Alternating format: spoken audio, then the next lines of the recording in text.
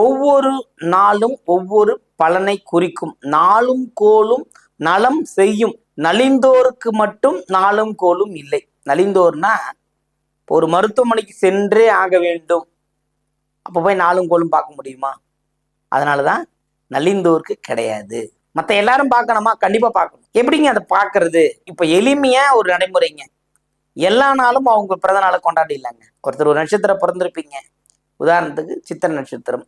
அப்போ சித்திரை நட்சத்திரம் வருகின்ற நாளில் உங்கள் பெயரில் திரு ஆலயங்களில் அர்ச்சனை செய்வது, அர்ச்சனை முடியலையா போய் வழிபட்டு வருவதுங்கிறது ஒரு சிறப்பு. ஒரு விளக்கேற்றுவது சிறப்பு. பிறந்த கிழமை திங்கட்கிழமை, அந்த கிழமையில தான் பிறந்தேன், அன்றைய தினம் மாலையில போய் இல்லை காலையில போய் ஒரு வழிபாடு மேற்கொள்வது சிறப்பு.